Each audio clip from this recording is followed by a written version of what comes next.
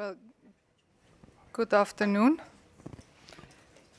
I'm really glad to see so many of you. I know it's always hard after the lunch break, so even better. And I think in the name of my fellow speakers, I'm really happy. My name is Miriam Gartzon.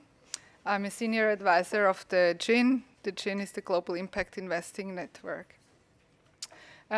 Today's topic is about the guidance on impact investing in listed equities. This guidance has been developed just shortly by the GIIN's network, actually, and that's what we like to present. And I'm really happy that I'm accompanied by my colleagues who will speak a bit more out of the practice. They all represent asset managers, so they can tell you about how to implement the guidance. We were supposed to have another speaker from the GIIN to present the guidance. She's unfortunately sick, so we will have a remote speaker just in a second. So luckily today it all works also, thanks to technique. So I'll just say a couple of words about the GIIN, since some of you might not be familiar with it. The GIIN is actually a network of over 400 organizations who are practicing impact investing. So these are all specialized impact asset managers, banks, institutional investors, such as foundations, pension funds, or family offices, and as well development finance institutions. The GIIN's mission actually is to make impact investing available to everyone taking financial decisions, and therefore elaborates definitions and tools which are broadly used and accepted. It is probably right to assume that an impact investing approach has been applied a lot more in private assets or infrastructure or real assets. However, if we want to have an impact, a real-world impact on a much broader scale, we also should think about applying an impact approach to listed equities. Listed equity portfolios make for a much bigger portion of an asset allocation of an institutional investor, but also of the overall number of investment vehicles, for example. So therefore, we at the GIIN started or launched a working group.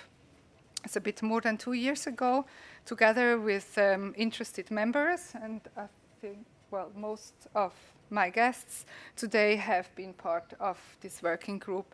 So it has been really a process of discussing with different practitioners about what would make a listed equities portfolio an impact portfolio.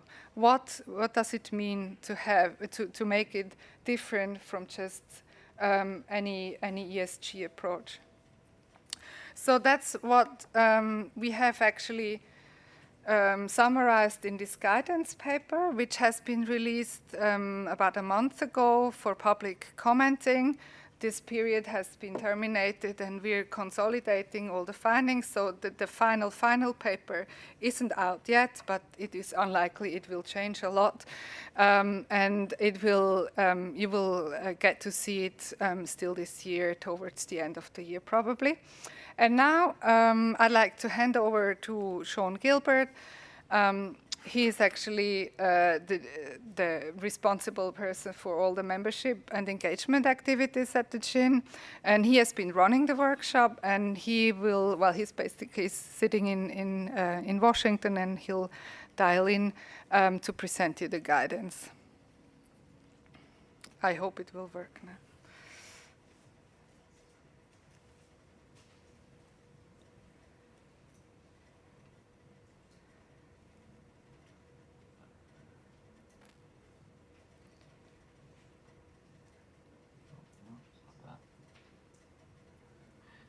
Marion, can you hear?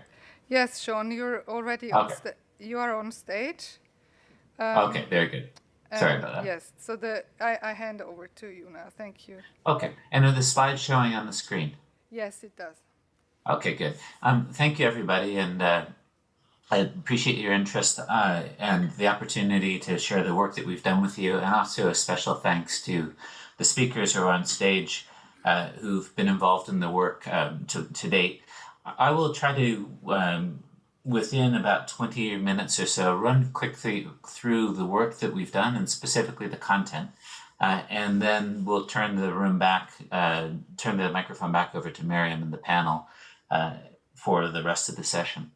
So Miriam introduced a bit of the background of the GIIN and the the reasons of why we launched the working group. So I'll go straight into talking a bit about the content that was developed. So first off, in working on developing this guidance for listed equities, we started from the definitions of impact investing that the GIIN has used for many years. And for those of you that have looked at our work or have followed the impact industry in the past, this high-level definition of investments that are made with the intention to generate positive and measurable social and environmental impact alongside a financial return is probably familiar. What's always worth emphasizing when we share this definition is that this impact investing can work across a range of different financial returns and can be applied in many different asset classes. It's not limited to a particular part of the market or a particular type of a particular class of investing or a particular return profile. But beyond the high-level definition, we also lean very heavily on another document which you can find on our website called the Core Characteristics of Impact Investing. And this is a document, you could think of it a little bit like Principles. It tried to take the high-level definition and translate it into some of the more specific practices that have proven to be effective and distinctive for impact investing over the last decade. And this is something we developed with the wider impact investing community a few years ago. And it speaks to the way in which impact is reflected in strategy and also in the way in which the investment processes use evidence and other kind of impact information or impact data to be able to manage the performance of the fund as a whole or the investment strategy as a whole. The purpose in which we've been aiming for with this is to develop what we call asset class guidance, but mainly a document that could serve to support dialogue between asset owners and asset managers and help investors better understand what kinds of practices they could look for in an investment process and help them differentiate amongst the types of offerings that are presented to them in the marketplace. So you could think of it as something that is the type of guidance or the type of document that could support you in a due diligence process or in the early stages of evaluating a possible investment strategy. As Mary mentioned, this is work that has gone on for about 2 years now. We went through a first phase of just simply trying to learn about what was being done in the market, a second phase of trying to then match that against the characteristics of impact investing as we understand them, and then the last phase, which we're currently in right now, which is developing a guidance document, which has just finished its consultation period and we expect to complete before the end of this year. And I just say that over the course of this, we've probably had about 100 or so organizations involved in various stages of the working group directly. And then we've also had a number of wider consultation sessions over the course of the consultation period. So in terms of the guidance itself, maybe to start with sort of 2 broad ideas and then sort of 3 core messages, and then I'll very quickly run through some of the details of the guidance. So first off, in approaching this, when you look in the marketplace and you look at the way in which sustainable listed equities funds are marketed, you see a lot of different words that are used. Impact, ESG. Yesterday, I just received an email from CNBC, a major media organization in the US, that's promoting a conference on ESG impact, SRI, thematic. These words get used in lots of interchangeable and overlapping ways, which is quite confusing in the market because in reality, even as the words are used in a confusing way, if you start to look at what lies behind the words and try to look at what characterizes the purpose and the function and the intention of an investment strategy, you can actually start to see that there are some distinct purposes. Some people are investing into sustainability because they're trying to align with their values. Others are investing because they think it's just a very smart financial thesis. Others are just trying to make sure that they don't get caught on the downside of risks. Others are trying to accelerate a transition to something. And you can kind of go on and identify a few of the different purposes. So number one, the spirit of this work was not to try to decide that one kind of purpose or one kind of investing is better than another. The idea was to try to take what's currently a lot of overlapping words and start to separate them so that people can better understand them as different tools suited to different purposes, and what would be the practices that would be most important if you are looking for a tool that was suited or intended to help you drive positive intentional impacts. Second, in the listed equity space in particular, we found it's been very important to think about the difference between investing that's impactful and impact investing. What I mean by this is that in the space of liquid equities, listed equities, or the asset class of listed equities, there's been a very, very long history of sustainable investing, probably longer than you'd find in any other asset class.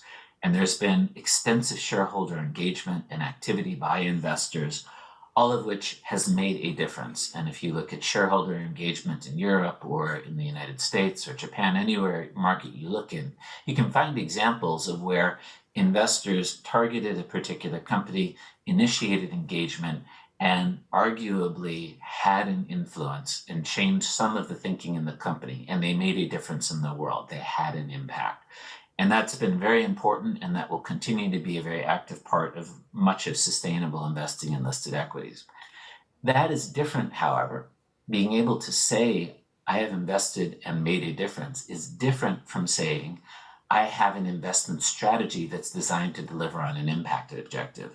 And I'll just take the example of Walmart, which is an old campaign, but it was a very important one, at least as I observed it earlier in my career, where investors spent several years trying to engage with Walmart at a point when it really had no interest in sustainability. And that now it's quite different. It's one of the leaders in terms of sustainable supply chains. They've done a lot with their labor practices and their workforce as compared to 15 years ago. And that shareholder campaign absolutely made a difference. Now, to my knowledge, none of those investors purchased Walmart specifically because they wanted to initiate an engagement campaign. Most of them had Walmart in a portfolio and were looking for issues of where there are sustainability risks and opportunities affecting the portfolio, and therefore they chose to engage with Walmart. That's very different from saying, my goal is to change conditions in the world's supply chains. Therefore, I will construct a portfolio of the largest companies or the companies in the world that have the largest supply chains and the deepest reach in supply chains. And I will then develop a targeted engagement strategy across my portfolio to try to change those supply chain conditions. Now, in terms of the content, there are three high-level messages that I'll use to summarize. And if nothing else, these would be the things that we hope people would remember about what the guidance is pointing towards as making impact investing distinct. And then I'll very quickly run through some specifics and then end the presentation. So first off, the single biggest differentiator of an impact strategy from any other approach in sustainable investing is in the strategy statement and the specificity of it. If you think of a typical or sort of historically a best-in-class investment strategy, in a sustainable investment strategy, it might say something like, we have invested into companies that are provide competitive financial returns and support universal human rights, or are aligned to universal human rights, or reflect the principles of the Global Compact, or contribute broadly to the SDGs.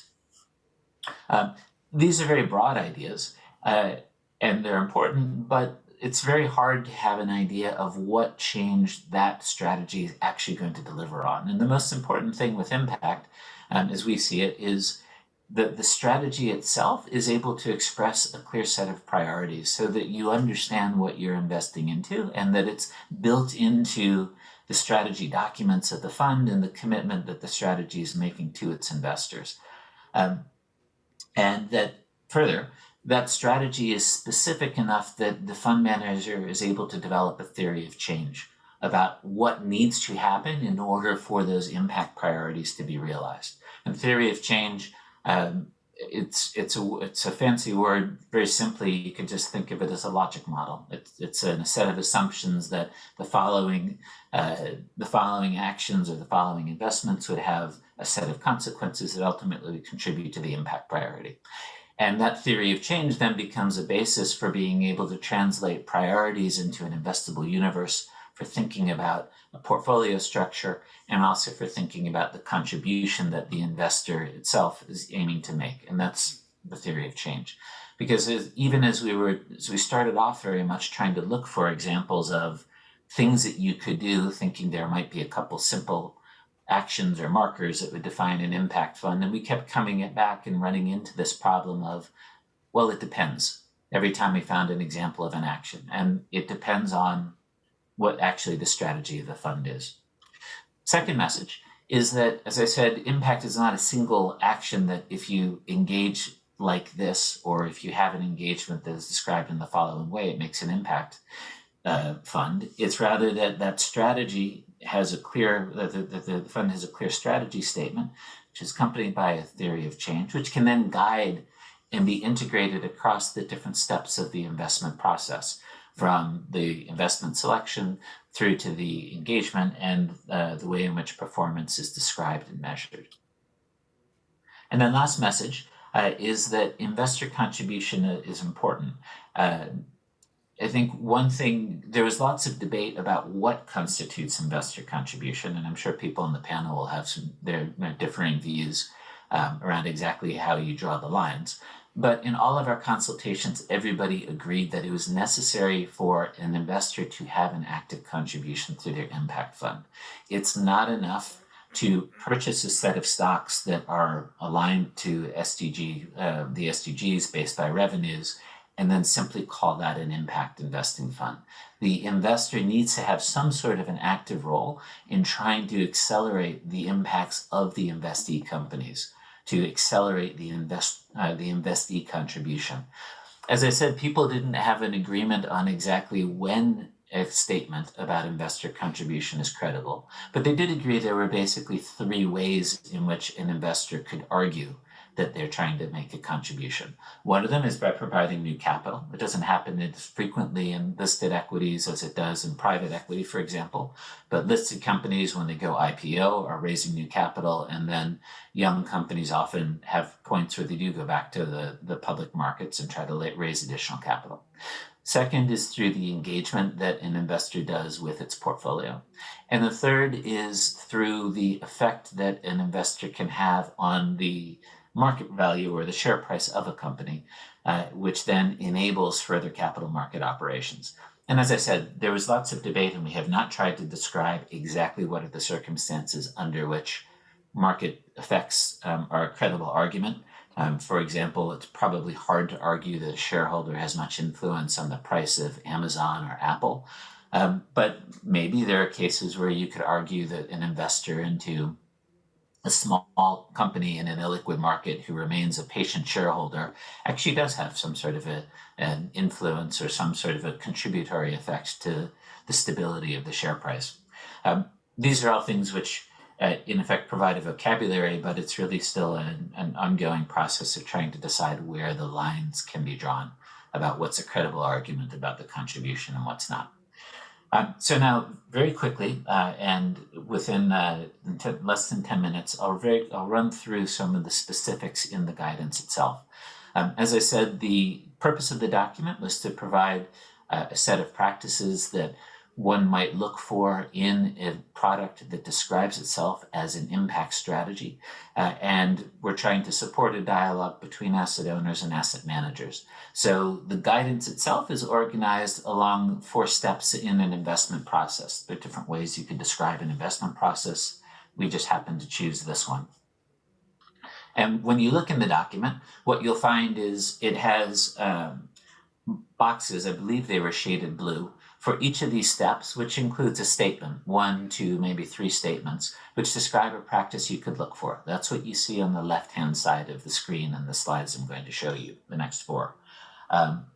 I'm not going to try to read those out loud. It's in the document and you can see it yourself, and there's a short description in the document of what these mean. I'll just try to say a few words about some of the spirit behind it. So as I said at the beginning in message number 1, the single most important thing in an impact strategy is that the strategy is clear on what impact it is pursuing. There's an identifiable focus. That's reflected in the actual documents, the legal documents that define the purpose of the fund and define the commitment of how the fund is going to be managed. As I said, you can imagine, I think historically you might see funds that have a very broad statement. We try to support universal human rights. That's kind of at one extreme of a level of a focus. At the other end, you might think of something like a thematic fund that's only focused on renewable energy. Our view on the strategy is that it needs to have a focus, but it doesn't necessarily, something more specific than we support universal rights. But it doesn't only have to be as specific as a narrow theme of we invest into renewable energy. You could think of climate transition as a stated focus. What's the right level of detail? The spirit of it, I think, is if you can develop a theory of change for the stated focus of your fund, then it's probably specific enough to be an impact fund. And the theory of change is basically the set of assumptions where you can identify a pathway that you as an investor can invest into that will help the fund contribute to the impact objectives that it's identified. Second, when it comes to investment selection, there's a lot of discussion about how do you decide what belongs in an impact fund. Basically, every investment in the fund should have some relevance to the impact goals. If part of the strategy describes a set of impact goals or objectives that the fund's working toward, arguably all of the holdings in the portfolio should have some connection that the fund manager can describe to that goal. There's lots of discussion about, well, what happens if you have a company that maybe has a small part of the business which is very well suited towards the goal, but 90% of it's not. So if you're trying to do something related to health and sustainable food, what if you have a company that has 5% organics and 95% potato chips? Do they belong in an impact fund? And I think where we landed was that every investment should have relevance to the strategy. You should be able to explain how they relate to the theory of change that you have for the fund. And that relevance needs to represent a material part of their business. And there are different ways in which you might look at a threshold for materiality. Some investors look at revenues, some look at the product portfolio, others look at the mission statement. We had a couple of people say things like, when the sustainability story for the company and the investment story are the same thing, that tells me the company is sufficiently aligned to be part of my fund. There's not a single way that we tried to specify, but there should be a system that the fund manager can describe that helps them assess whether or not it's the things that characterize the company and make them relevant to the impact strategy are material enough to the business. The other point, which we had a lot of discussion on, and again is the kind of thing that asset owners should discuss with managers, is holding period. Because if you are arguing that you as an investor are contributing to the impact objectives or impact outcomes that the fund is targeting through your engagement or through the market influence that you have, it's very hard to argue that you are having a contribution if you're not holding the stock.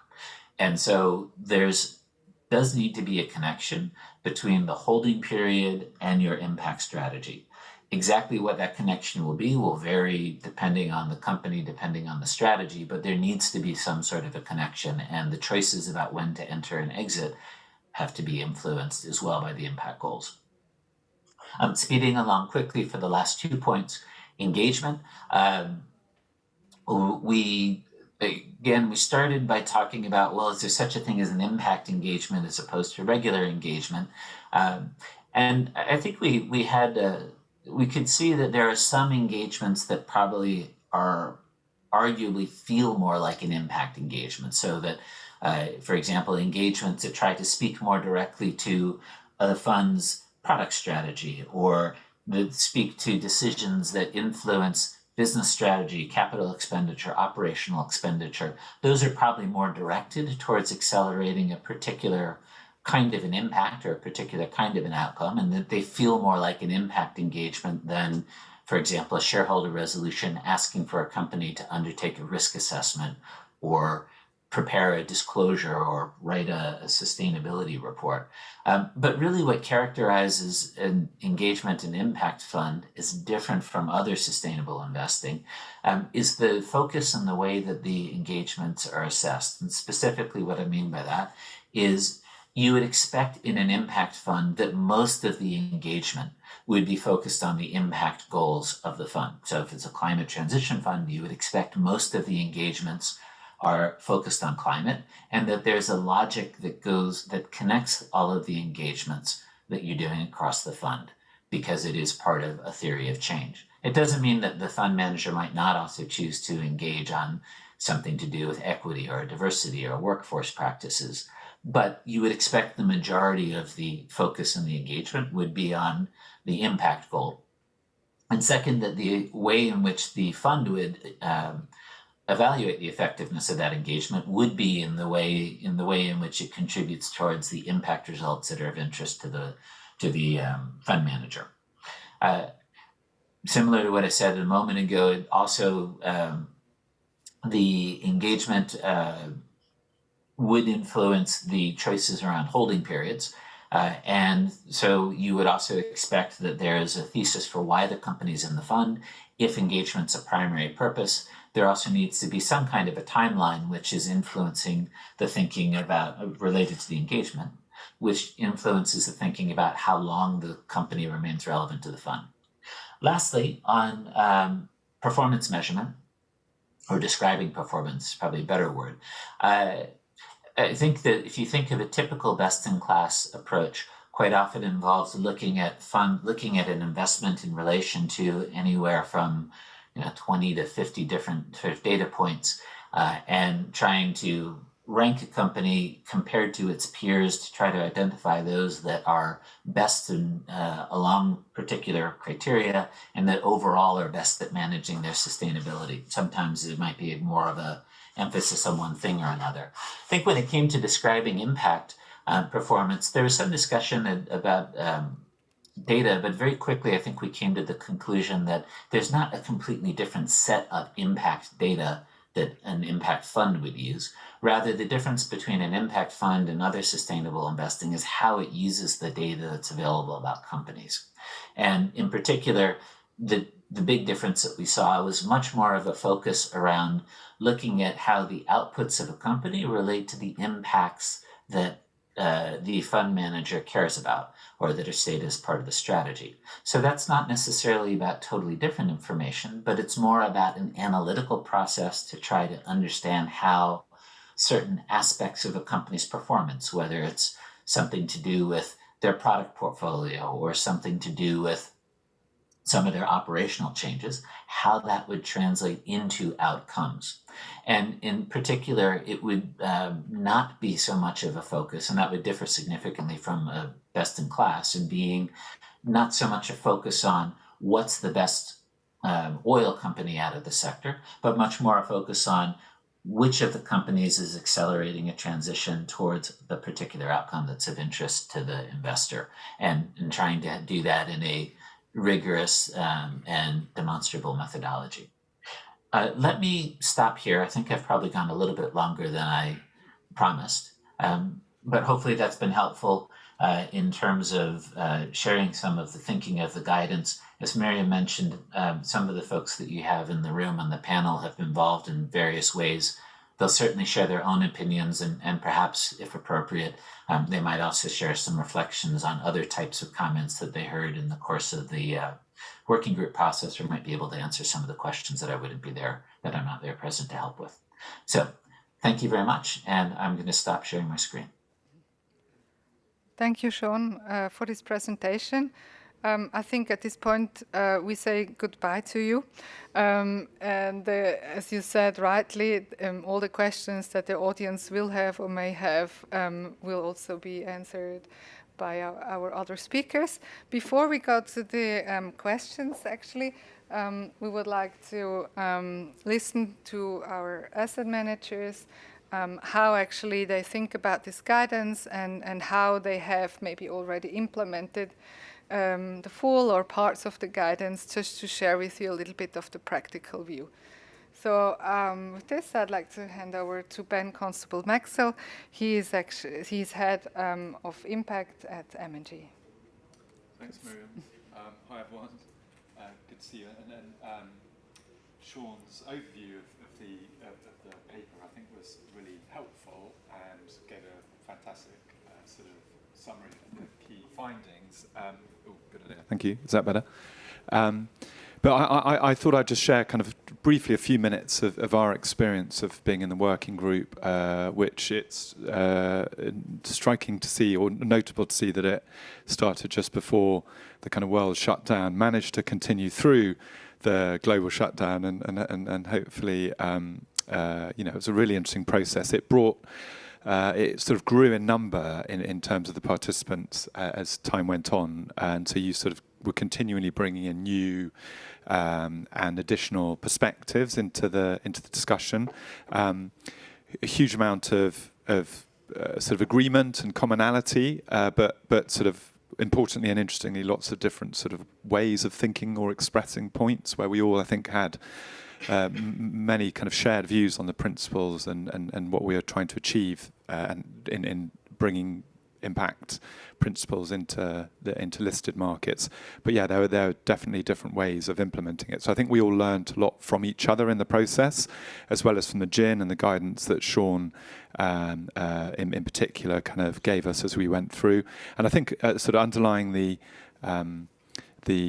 whole process was really an intention to set the principles and guidelines and guardrails for how public market impact investors could do impact investing properly, how to really help scale a practice which was inherently in a relatively small part of the market, albeit an important one, and how that could be brought through to listed equities, which are the significant majority of kind of global assets. And I think again, underlying the view was a perspective that if you didn't bring public markets into the into the fold, so to speak, and do it and encouraging them and enable them to do it properly, the financial industry was going to fail in its intention to sort of drive positive impacts through kind of financial activities. So we found it a really helpful process, and I think having been part of that process, there wasn't anything in the final paper where I or my firm had major disagreements. We were also I was also part of a committee at the Investment Association in the UK, the IA, where there's a sustainability committee which has an impact sub-working group, lots of working groups and committees, but that was also tasked with thinking from a UK perspective about how to interpret the GIIN's guidance and how useful that would be in a UK context. And actually it came at a very useful time, which was a time when the IA, the Investment Association in the UK, was trying to define its own, trying to define labels and parameters for different types of sustainable, responsible and impact investing. So the GIIN guidance was super useful and timely in that context. But actually also the IA was at that moment contributing to the FCA, the UK regulator, financial services regulator, who was also coming up with labels and or doing a consultation on how to label different types of responsible and sustainable investing strategy. So there's lots of kind of good timing, and again the IA, lots of different perspectives from people and firms who were quite experienced in impact investing to those who were just really getting going on it. Again, that was a useful balance of perspectives, I think. I mean, some of the pushbacks a little bit from the IA, albeit in the context of being very overall supportive and finding the guidance really useful, were things like, I think, the importance of, or the difficulties, the practical difficulties of getting lots of detailed extra wording around theories of change, for example, into the prospectus. So a lot of people on that committee were constantly struggling to deal with new regulation and legislation around what you can or can't put in prospectuses. So kind of getting the things like detailed theory of change and those sort of intentions into the prospectus or legal docs was quite difficult.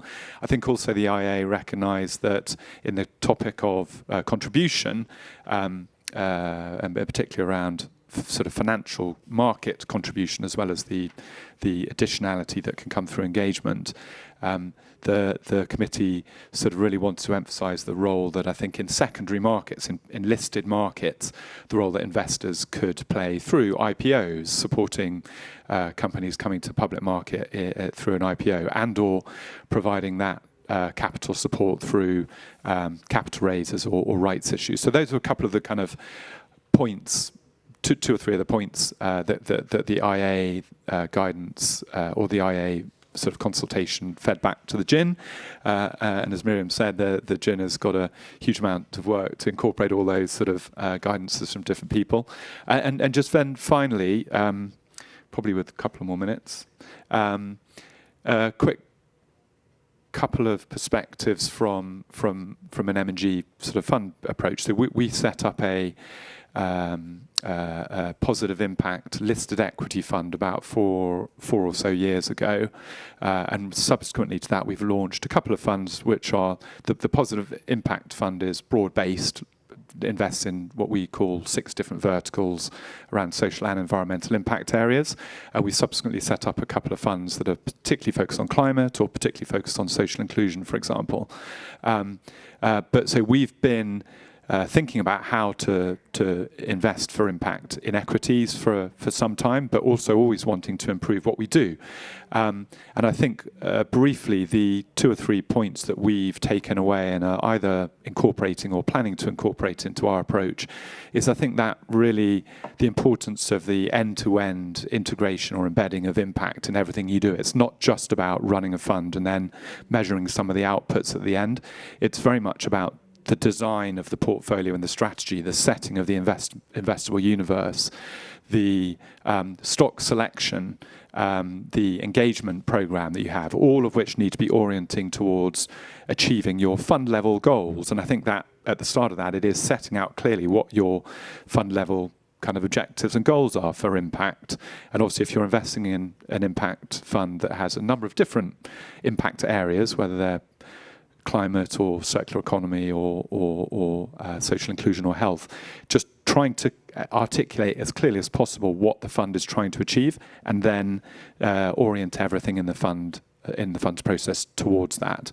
And maybe in short, for us in particular, that has focused us on how to engage for impact, and that discussion, which I think a couple of my colleagues might touch on as well, the distinction between an ESG engagement versus an impact engagement, for us is about, for each individual company, setting the problem statement that we think that company is looking to address. It could be climate change and a sort of company through renewable energy generation or through waste management to avoid the emissions from waste, for example. But identifying for each company what the problem is they're looking to achieve, and then how you can encourage that company through your engagement to deliver on that impact objective. So we really try and articulate as clearly as possible to ourselves and our team, but also to our clients, what we're doing in that context. So yeah, that would be one aspect. There are others which maybe might come out in the discussion, but I think it's probably a good time to pass on to one of my colleagues. Thank you. Perfect, Ben. Maybe just to add, because you stress so much on the process, just to mention here that any of the tools or guidances that the GIIN publishes is really based on a group work and is the summary of a work that we do within our network with the members and maybe even broader, and for the sake of the acceptance, it doesn't make sense to put out tools which are not really broadly accepted by the market. So just maybe to add on this. Then I'd like to invite my next guest, Panagiota Balfousia. She's head of sustainable business strategy at Kiger. Please. Hi, it's a pleasure to be here and actually very pleased to be part of this important conversation. The guidance from the Global Impact Investing Network, for me, one of the key pluses it has, and I encourage you to read it when it's released, is that it really places the conversation for impact investing in listed equities in the broader debate around impact. So impact in private and impact in listed equities is done in different ways, but actually this shouldn't be two worlds. The principles, as Sean said, should be the same. And actually it sets quite a high threshold for investment managers in listed equities in terms of how do they set themselves up to really make that connection between their portfolio management and their impact objectives. And rightly so, because in listed equities, the impact transmission mechanisms are complex, they're difficult to disentangle, and that makes impact attribution that much more difficult. And this is actually the case in both of the general approaches that the guidance identifies for impact investing in listed equities, meaning engagement and also share price stability. So I would like to just focus on some application. I think that's also very much the purpose, and I'll take the case of the Kiga Healthcare Impact Fund that is managed by the healthcare team in the company where I work. And I will focus specifically on three areas. That would be the sustainability problem, the investment universe, and also impact performance. So this definition of the sustainability problem is really key in any impact strategy. For the fund, the Kiga fund, that I will kind of use as an example, that is that healthcare companies tend to really focus on mature markets and also have a product pipeline that lowers the risk of commercialization. So what's the problem, right? Well, the thing is that this dampens really needed breakthrough innovation and also leaves large segments, as we know, of the population underserved in terms of their healthcare needs. Having defined the sustainability problem, the next step typically for an impact strategy will be to really articulate what is the intended investment universe. For the Kiga fund, that is companies that make a substantial contribution to one of three themes: access and affordability, prevention, and innovation, and that are aligned with one or more of the objectives of the United Nations Sustainable Development Goal number 3, healthy living and well-being. With the sustainability problem defined and the intended investment universe clearly articulated, an impact strategy is then also likely to define a set of parameters regarding security selection. And this is really important, especially in the public markets, which are large, complex, and unwieldy, as the investment team needs, in the end, to be able to really assess, is the impact materiality of any company that it is considering high enough to warrant inclusion in the portfolio? So the example, again, of the Kiga fund, every company that is considered there is assessed versus a set of predetermined qualifying criteria, such as, for example, regarding the product pipeline, the percentage of sales in relevant products, and also the market share, amongst others. Moreover, each candidate company is furthermore assessed with regards to its potential to accelerate its impact. And in this aspect, the focus is more on the uniqueness of the contribution versus other alternatives, the risk of impact drift, the potential scale and intensity of impact, and the beneficiary population. Okay, so then we have a given portfolio. An impact strategy should also have a systematic approach towards monitoring and assessing the impact performance of the invested companies versus predefined KPIs. Typically for this, analysts and the portfolio managers will look towards publicly available data. They will also utilize data that they have from their conversations with the invested companies. But crucially, they will also frequently, I know that's also the case in the complex healthcare sector, use their own estimates. And that is by far not a trivial task. So how is this, can this be made more manageable? Well, for the specific example strategy that I'm discussing, having an investment team of portfolio managers and analysts that are really specifically only focused on the healthcare sector and include investment professionals that previously, in the previous world, had a lot of experience in the industry is helpful. But then you may ask, and so what is the impact, right, of all this focus on impact? And I think that's a good question. It's not an easy one to answer, but it does hint on the very important topic of additionality. For the KIGA Healthcare Impact Fund, the ultimate purpose is to really raise awareness on urgent healthcare needs, but not just that, to really identify companies that are engaged in relevant, game-changing innovation, as well as companies with current solutions that perhaps are facing difficulty in realizing their full potential in an environment that's often characterized by uneven competition. Raising the profile of these companies can help institutionalize their investor base, and this can, in turn, help unlock some of their potential. In the discussions that the investment team for this fund has with the investee companies, they often receive a feedback, especially from some companies that are more thinly traded, and also companies that are in sub-segments of the market that are really difficult to analyze by non-experts. They receive the feedback that there is a lot of value to these firms from having specialized investors and investors with a long-term horizon. So in summary, a careful portfolio design with a focus on impact on every stage and an execution with high dedication and expert analysis has the potential to amplify the positive impacts of the investee companies. And I will close by making a mention to American economist Milton Friedman, who in 1970, in an essay he wrote in the New York Times, introduced his shareholder doctrine. This is a philosophy of business ethics, according to which an entity's greatest responsibility lies in the satisfaction of the shareholders. He went on to interpret this as revenue maximization. There is an implicit assumption there that is, I think, increasingly being questioned, that the satisfaction of shareholders is unaffected by the positive and negative externalities of a firm's operations, irrespective, actually, of their scale and intensity. Impact investing has that potential to be that bridge between current and future generations of shareholders and with broader stakeholder groups. And I think with that, I'll pass over to my colleagues and look forward to the discussion. Thank you. I think this was a perfect statement. And we're certainly coming back to some of the points you made. I'd like to hand over now to Paul Ruiz, his impact specialist at Rubico. Yeah, thank you very much. So a lot of interesting things have already been said. So let me try to emulate that. So in the next couple of minutes, I'll shed some light on how we think about impact at Rubico and how this guidance is also particularly relevant for us. And there's two main points that I would like to make.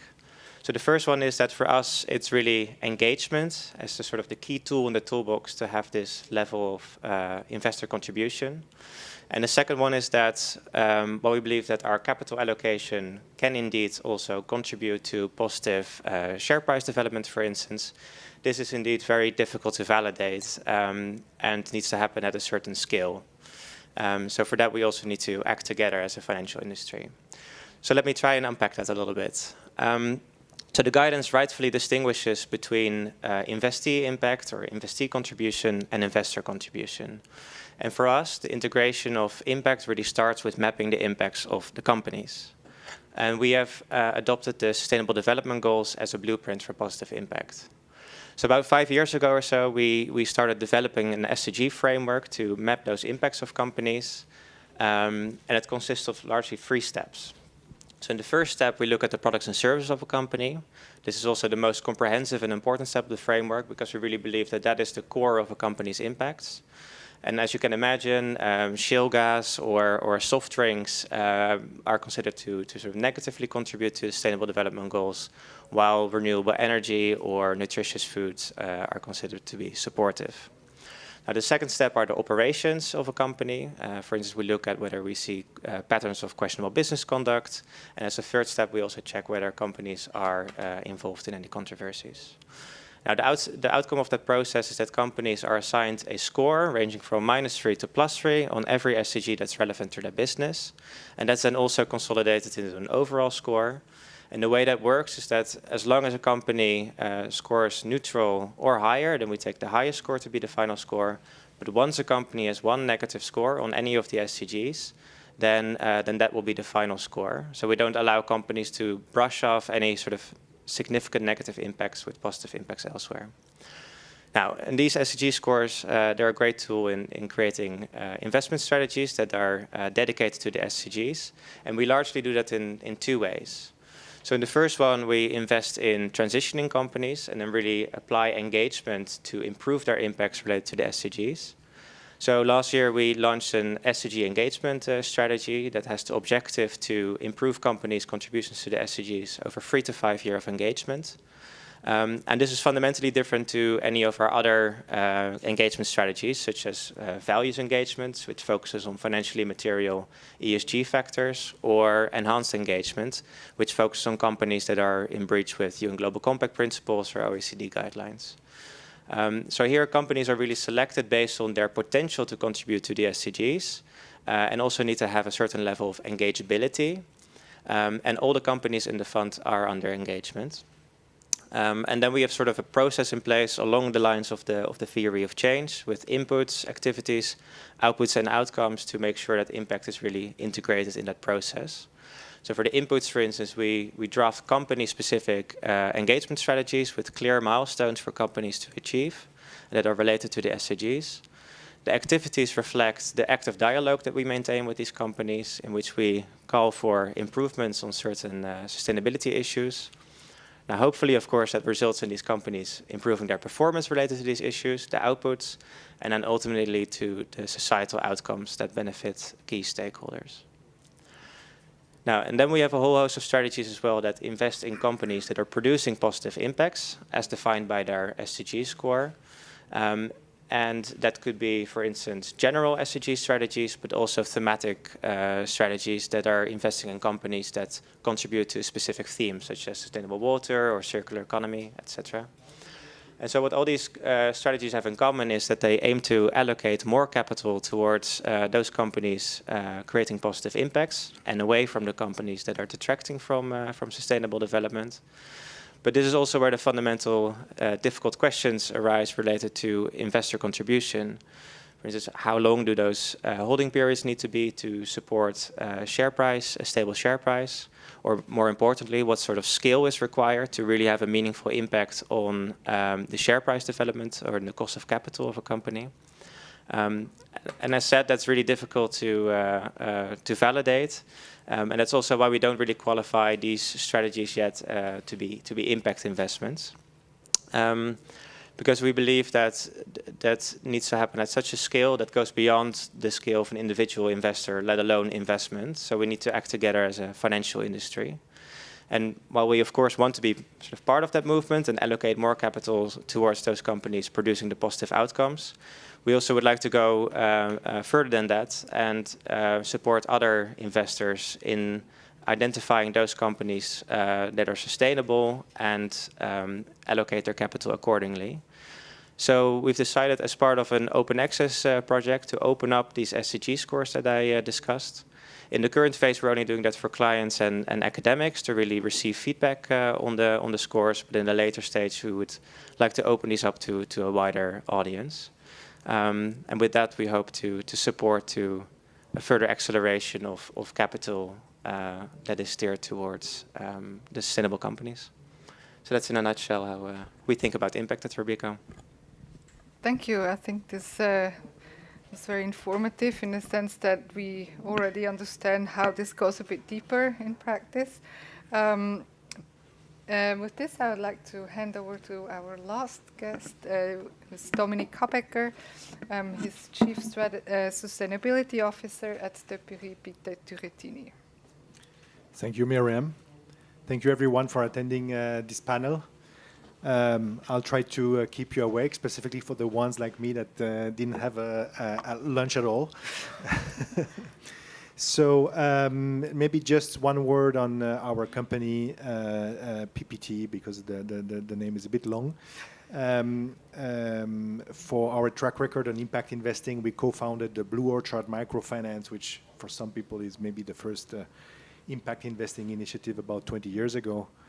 So obviously we welcome a lot the work of the GIIN to try to scale up and to see, well, how can this be transferred to listed equity without at the same time diluting the word of impact. Now, what I don't want is that we lose part of the audience. I'm sure you know that the reason of this conference here in Geneva is also to educate asset owner and educate markets in sustainable investing. And unfortunately, there has been despite the huge jump in sustainable investing and the media pickup on this topic in the past years, there's still a lot of confusion, and I see a lot, and we deal with pension funds and institutional asset owner that still have a hard time to differentiate what is ESG and sustainability. So here we're talking about impact. So we are, to some extent, among specialists and discussing things that might be details, but as very well presented by all the co-panelists, those are very important details. So in order not to be too theoretical, but to be practical, and based on this experience of creating a private market impact fund, we are mainly actually an equity house. So we said, well, how can we, and that was back in 2006, the word impact wasn't really out there, but do something impactful. And we all had a background already starting in the 90s in ESG and the first steps of best-in-class ESG investing. I said, we need to do something completely different. And we started defining a strategy where the core component was actually engagement. And we later called the strategy buy and care. That still is the core of our investment philosophy. And I like to remind it because it was really based on buy and hold. We said, okay, that's what we do. We actually invest in very limited numbers of companies, and we keep them for as much long time as possible. In order not to do a mistake and to reduce the amount of mistake, you need to analyze them a little bit deeper than just kick the tires. And then in order to be sure that your convictions are there, you need to meet those companies. You need to meet them eye to eye and have some tough discussions. And that strategy grew over the years and expanded and matured. We made mistakes. And I don't know if it qualifies today as an impact investing strategy according to the GIIN, but I think it does. And I will give you one example of a recent initiative that was based on this buy and care investment strategy. We were approached by a foundation here in Geneva that is working on the intersection of peace and finance. That's building bridges. And they were looking for to invest their endowment. They had a few millions to invest, and they came to us and said, okay, we looked funds investing in peace. And we read those papers by banks, and they all said peace is not an investable theme. Do you agree with that? And we said, we understand very well where you're coming from, because nobody can rate peace. You couldn't find a peace rating, so you cannot invest in peace. And we said, no, actually, let's put it upside down again, as we did when we tried to develop buy and care. We said, let's look at the companies that have an impact on peace and stability. Let's invest in the profitable companies that have an impact on peace and stability, and that will suffer if peace and stability is not gained, and that will benefit if peace and stability is increased. And then we'll engage with on those companies on what they can do better. But I'm not going to engage with those companies because you are the specialist in peace and finance. So this asset owner became an integral part of this fund. They are the engagement specialist. We don't engage any single company that we engage on peace without our peace specialist. And actually, we do the same thing on regenerative agriculture. We have discussions with Nestlé since many years, bringing foundations that are specialists in regenerative agriculture. Today, it's one of the top themes. They want to be a leader in that because they know how much capture of carbon can be done through the soil of their agriculture value chain. So again, what I want to say here is, it has been said by all my colleagues, and this investor contribution through engagement is absolutely key.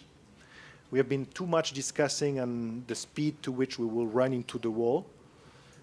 Is it going to be 120? Is it going to be 1.58 degrees? We know we're going to run into the wall, and for equity, if we don't want to look at that accident, we need to engage. And we need to engage collectively, we need to engage individually, we need to engage on cross topics, and then we need to make sure that we have a high level of capacity. And we, as a relatively small Geneva-based asset manager, back in 2006 when we launched the strategy, it was pretty clear that we wouldn't move the needle if we engage and flex our muscles and say, what you do is not good, you should need to change your business model. So from the start, we thought we need to bring in the expertise so that companies listen to us. So instead to bring the stick, we need to bring the carrot. And I think that's a good example because we're doing that since 15 years, that there is no excuse of not having the data to engage. There is no excuse of not having the size to engage. If you have a portfolio of companies that are at risk if they don't do the right behavior, if you have the skills to show the companies that maybe with low-hanging fruit, they can already start and go on the journey of progression. If you have a strategy that you hold on average a company for 5 to 10 years, it's worth doing that. It's worth spending the money on that engagement. So we've been doing that since 2018 when we launched the peace theme. And everybody look at us and says, what peace and stability? Come on, Dominic, it's climate change, you're not on the right topic. Then unfortunately came many issues, the coup in Myanmar, and also obviously the invasion of Ukraine. And we notice that companies are completely unprepared for shocks. And I'm not even telling that they're unprepared to manage peace and stability. We start from very beginning when we meet those companies and we say, do you know the ethnicity of your workforce in the fragile countries you work with? Do you know how your value chain is used and spread among maybe ethnic groups or different government parties within those countries? And very often they don't know. And I say, yeah, don't worry, we are completely neutral. We don't want to be anything else than neutral in the companies we operate, in the countries we operate. And then we need to start to say, you're never neutral, because you don't even know how unneutral you are. You are impartial, and that's good. You should be impartial. You should never favor one community on another, but neutral you're not. And then we need to say, well, you need to assess that, you need to look at it, where to start, and that's where the partners we engage with are then entering into discussions with companies. So I start with a common engagement. And then the objective is that this engagement, this collateral discussion between this Peace Nexus Foundation and now another organization called TrustWorks Group, with very expert people in the intersection of peace and business. Some of the people were working on the Niger Delta issues with Shell at the time. So they can help those companies that actually say, it's not that we do bad, it's not that we don't want to do good, but we just don't know how to deal with all those issues, and now you come with peace additionally. So if we bring that expertise, then it really helps to show the companies not to be frightened about this new topic, because it's actually completely interlinked to what they do anyways. Your value change is interlinked to peace and climate change. Your workforce is interlinked into these topics. Your growing strategy is interlinked into that. So every time I hear people trying to cut the E from the S and the G, I start to be very uncomfortable. And we've seen it with the invasion of Ukraine, where peace and stability is defocusing us completely to fight climate change. We're back to coal, we're back into gas, we're back into getting energy at any cost, at any price, in an urgent manner. So what I wanted to illustrate, because I think the main aspect has been addressed today, is really a concrete example of a theme that is completely unaddressed, but that with an impact lens where you say, okay, I have a theory of change. It's not easy, and progress is not happening overnight, but to start by addressing this topic with companies, making them sensitive to it, and then saying, okay, we have the expertise to help you bring next level, and start by focusing on some of this element of SDG 16, SDGs. There, some of the solutions are there as well. I completely agree with that. And then with very ambition objective down the road. But again, the idea is to publish those results year by year and to align the ambitions of the fund with the expectations of our investors. We're not going to create peace in the world with this fund, but we nevertheless have an ambition and a change agenda. And for us, it's very important that in the same way we have low turnovers of our investors, that we deliver on what they promise. So we don't overpromise, but we promise and we deliver. And every year we publish a report, which companies we met, which companies didn't want to talk on peace, which company were ready to do meetings, follow-up meetings with our peace experts, and which one are already working on very tangible peace initiatives. Because down the road is to create an additionality and to be able to say something which I think is a very important aspect of an impact fund is to say, this fund created something that if it wouldn't exist, wouldn't have been there. And just by investing in companies, this case is very difficult to do. You have to do an extra effort, and it has to be dedicated to an impact objective. So I hope it was a bit refreshing to address another topic than climate change, but again, I don't want to undermine the importance and the link between the two. And happy to answer any questions in regards to that.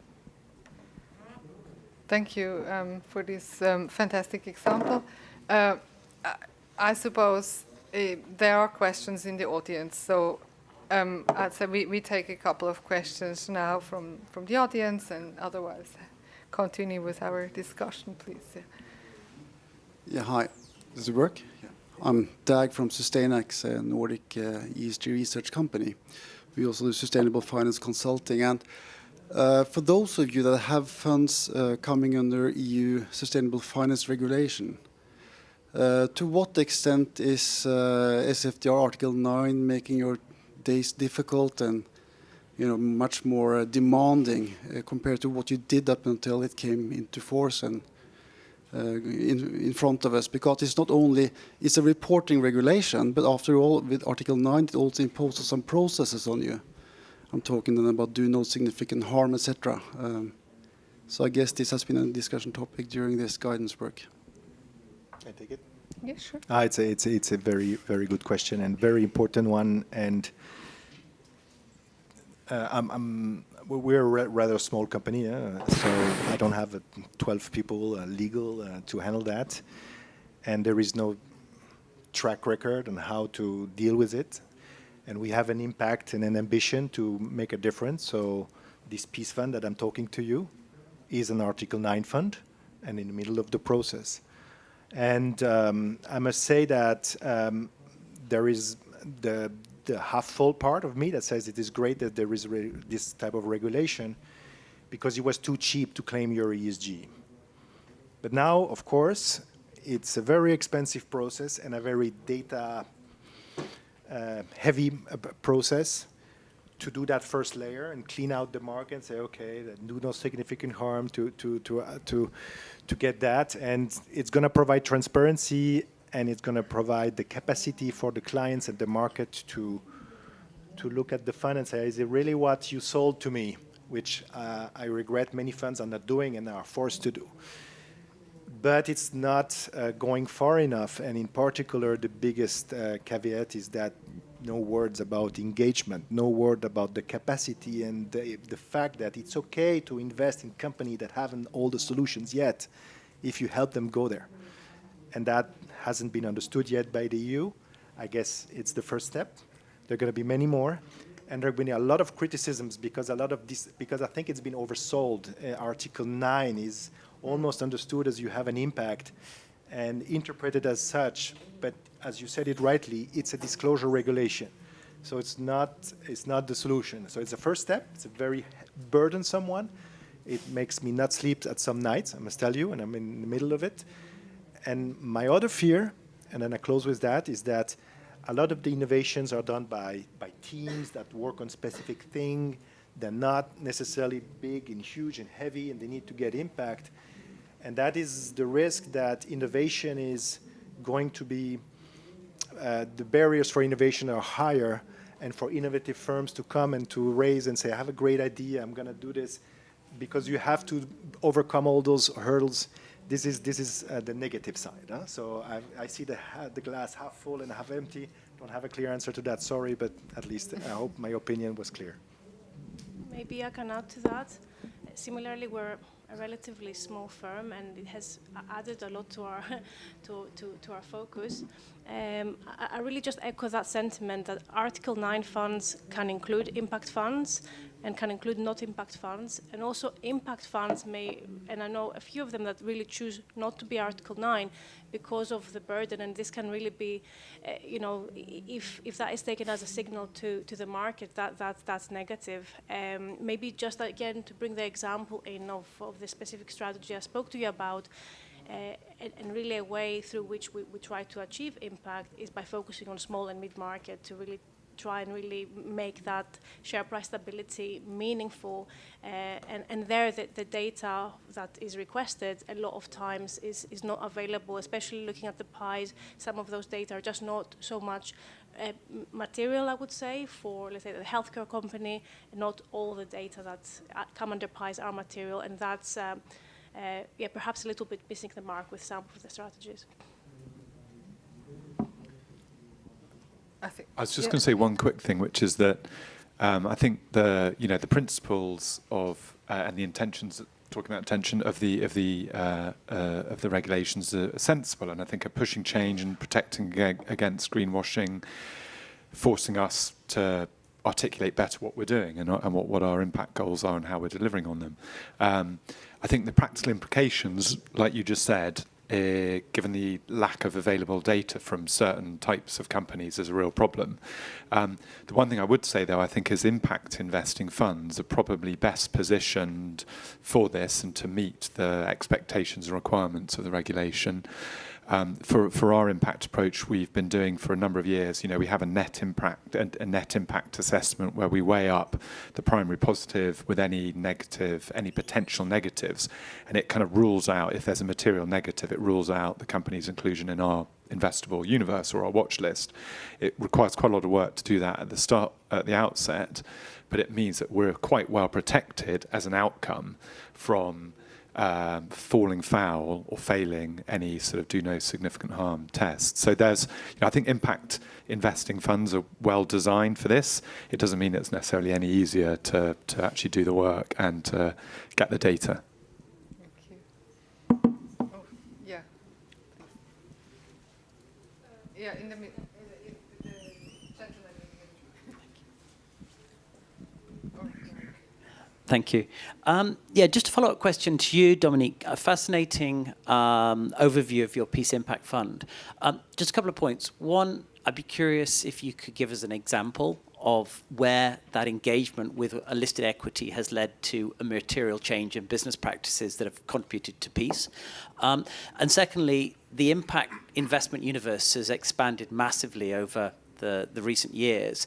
Just curious, around, it's surely not mutually exclusive to invest in this specific peace topic in the public market space, and also what your strategy and thinking is around how to invest in the private market space, where there are some very specialist managers coming to market with impact fund solutions for fragility, etc.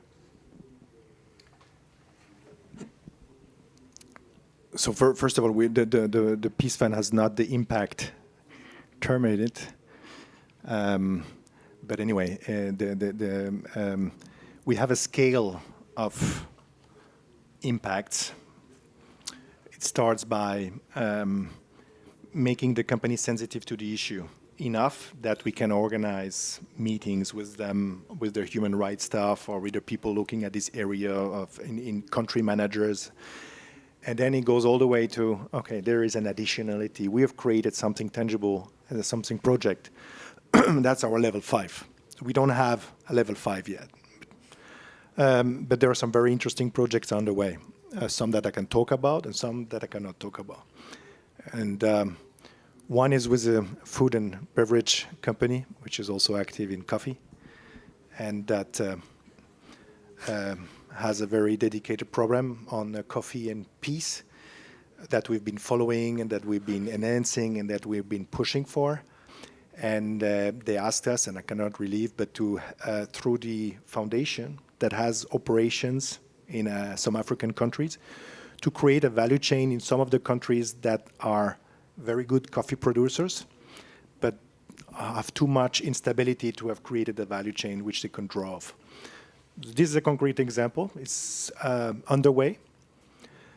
Then there is another initiative that we've partnered with through the Global Compact by bringing in L'Oréal, which is one of our portfolio companies that really wants to be a peace and stability champion, and they have huge challenges in their value chains, and it's not just about the sourcing. It's, as I said, in their operations in their countries, to work on the action plan, and together we published a document to help companies how to implement SDG 16.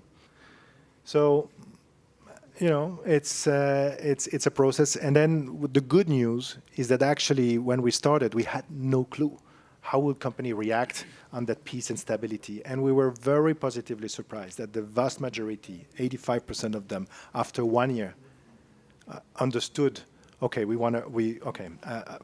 this is a topic. We are not having much the SDG 16 has by most of those companies not be identified as their core SDGs, you know, as they often do. They pick like 4 or 5 SDGs and then they realign everything they do to the SDGs.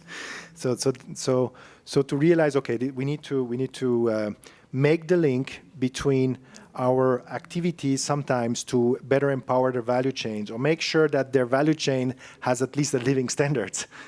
And we said, this is peace and stability, what you're doing there without knowing. Now, how to make sure that you don't create an adverse impact, then that's where we step in. So this is not something where I created impact. That's also one of the reasons why with such a sensitive team as peace, we didn't want to link peace and impact together. But to say to our investors, look, this is what we're doing. This is a long journey. And if you believe that this makes sense, then okay, you can invest in this fund, but don't, the expectations not too long. But there are initiatives in Geneva. We're trying to see the private market impacts piece. Okay. Sorry to interrupt here. Oh, sorry, I think we would can like talk to about that after. Yeah, I just thought like the overall top is listed equity. So if you may take this maybe bilateral, so we can take other questions for the listed equity space. Yeah, it does touch on the piece. Piece dividend that you're talking about. I wondered if you could highlight, perhaps at a very high level, when you're scoping for opportunities in the first impact, what for you are like big green flags that you say, yes, we can win easily on this, and what are big issues, a headline thing of a red flag for you, which says this is going to cause some conflict. If you give an indication, what's a green flag for you where you can create some benefit easily, and some red flags where you think, hang on, this is going to cause a problem. So you're talking about the analytics at the company level, right? Yeah, if you're looking at a company, an opportunity scoping, what can we do? What is an immediate green flag for you? Yes, we can win there. What's an immediate red flag for you that says, that's going to cause conflict, that's going to be a problem? Okay, well, the biggest green flag is, and that's the basic of, that's the buy from our buy and care strategy, is that don't invest in companies that are not transitioning. Companies that know that there is an old world and then a new happening world, and companies that understood that you cannot. I don't know if you've been to the panels or the conference in the past days, but there also has been said that sometimes you want the companies to be there, but you know that it will only happen one step and another. So once you have understood that the company is ready to learn. We have engaged with some of the companies for many years, and then when you bring that topic, they say, okay, we're happy for you to give us this additional input and to help us to work on concrete projects, and then you meet some of the internal teams, and then somehow down the line it's exactly what you want. You want to bring those companies one day with a very tangible project. And then that inspires other companies and create the trickling effect. Now, clearly, we also face, and that's part of our reporting, challenges where a company says, listen, we don't have the resources right now. We understand your worry and that's your theme, etc. But we we need to focus on decarbonizing right now. You can tell them as much as you want that that won't happen if they don't manage both at the same time. And so we also faced with companies that we had hopes that. To give you one example, we completely changed the focus because at the beginning the fund was a global equity fund, and then now it's a European fund because we had much better engagement meetings with European companies. And let's focus. And when we launched the fund back in 2017 actually at the end, we invested in Facebook. And a lot of people said, "You're crazy. I mean, this company has done fantastic things, as we know, in the early days, and plays a critical role in peace or in instability.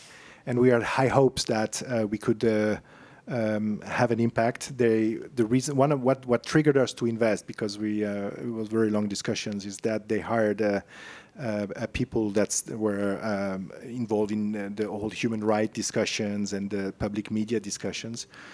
And we engaged with them. We had meetings here in Geneva. As you know, they were involved with several projects here on cryptocurrencies and others. And at the end of the day, we sold Facebook because it didn't work. Okay, we had high hopes, but the company is still there. You can invest in it, and so. It's not just about blue eyes investing in those perfect companies where everything works well. We have companies that have challenges with peace and stability in the countries. We're discussing with their behavior in Ukraine right now. We have very interesting discussions because they're completely unprepared. Sometimes they took decisions just like that out of guts, but without clear analytics. And we try to tell them you should make sure you know the impact it has for your workforce, for your value chain. So I hope I can. I think we have to. I know that this is a super fascinating topic, and I don't want to spoil the party here, but I think there's a break afterwards, 30 minutes, and you will find Dominic. And I just would like to. Basically come back to the engagement, and Paul, you emphasized on the need for collaboration for engagement. Actually, you too. For in the piece, I think case is a bit more of a one party. Well, basically with your partners, but what do you mean, Paul, by this collaboration? How in specific does that look like? Yeah, it's about coming together as a financial industry with the same interests and desires for companies in terms of what they should pursue. And what practices have shown is that collective engagement proves to be more effective than individual engagement. But as you rightly pointed out, it's really important to do both. So it's about collective engagement, but also individual engagement.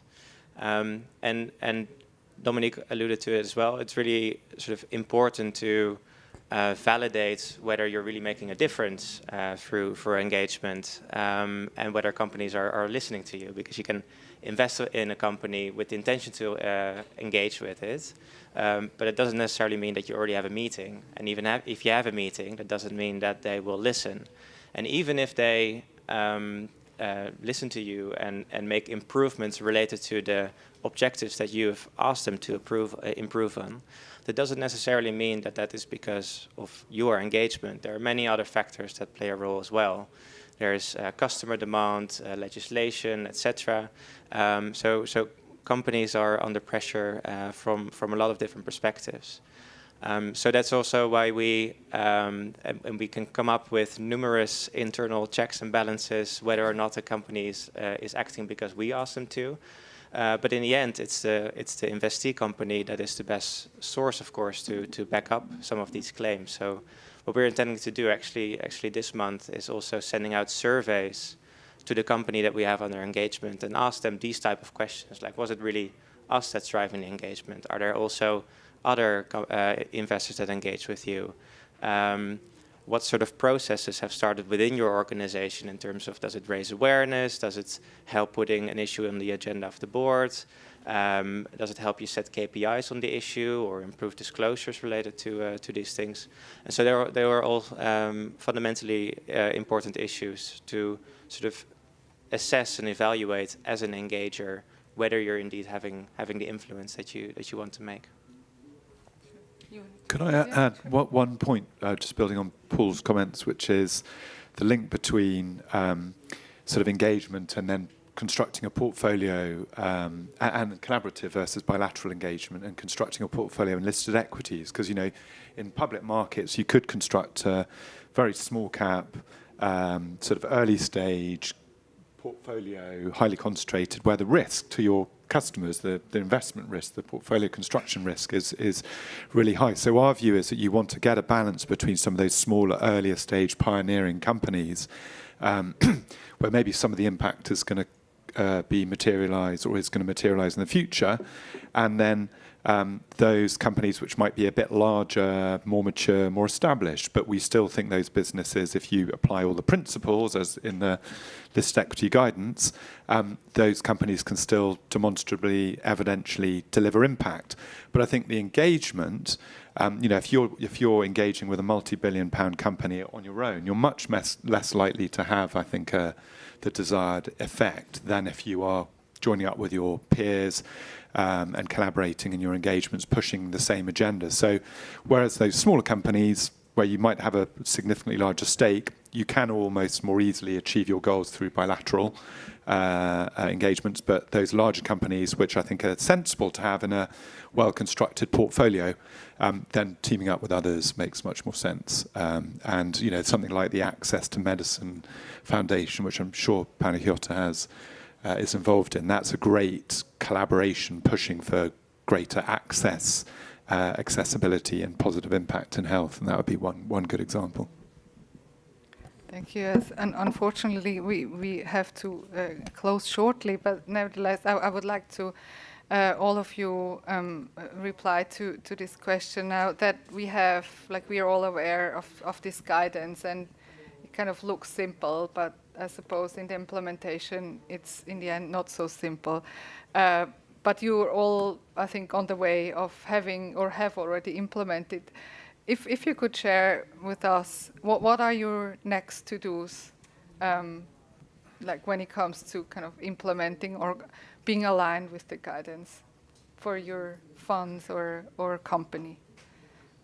Maybe Dominic, should we go the line? So first of all, it's going to be much easier and make my life less stressful than SFDR. Because I think indeed that a lot has been done, and if you're strongly in the action, not just in the analysis, but really in the action of individual and collaborative engagement, because you cannot handle all topics and all companies, then I think a long way has been done. But clearly, when I looked at the guidelines, I think one of the key topics, which is a bit a critical one and a criticism to all of us in the industry, is the transparency, the impact transparency. Really, the capacity to transparently say, I engaged with this company and they didn't want to talk to me. And that's fine, because you don't have 100% success. You don't have 100% performance over performance every year. That's fine. Let's be transparent on our misachievements as well. That's my final word. Right. Ben? I would say it's about looking maybe at the gaps in our existing impact investing approach to identify where, really embedding impact at every stage, where that is lacking. And obviously, we do a lot on measurement, we do a lot of monitoring, we think we do quite a lot on managing the impact through engagement, etc. But I think embedding it more clearly, impact considerations more clearly into the financial analysis in a really holistic sort of endeavor, I think is our next step. And that would be, for example, using sort of systems or mechanisms like impact-weighted accounts, where you're actually not just looking at, is this a good business, and then thinking about the impact separately, you're assessing whether this is a good business if you factor properly the externalities that that business is causing, both positive and negative externalities. So really embedding impact into the valuation and financial analysis, which we try and do intuitively, but doing that in more of a structured way. That would be maybe our main takeaway from the guidance and the working group work. Yeah, and I will quickly reflect on. Yeah.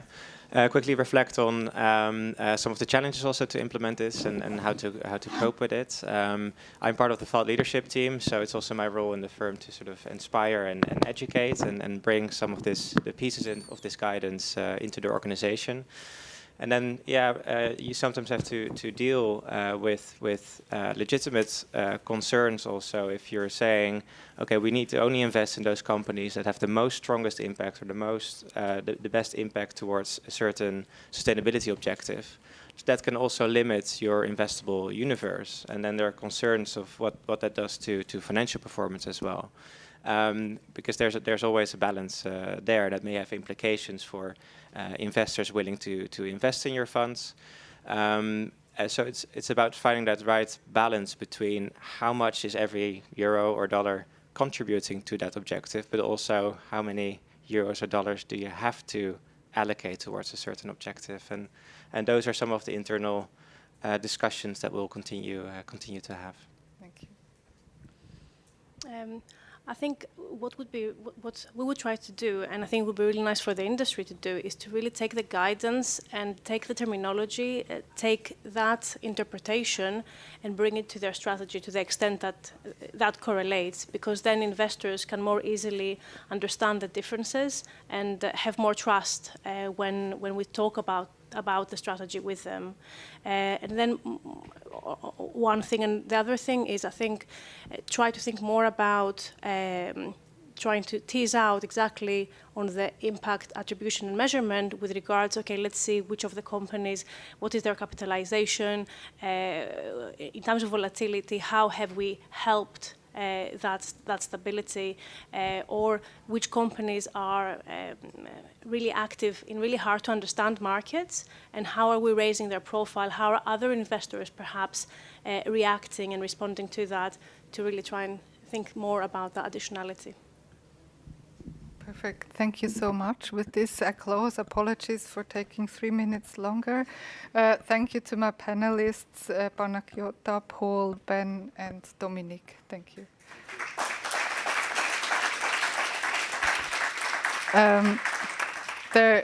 There is now a 30-minute break, and you're invited for coffee downstairs.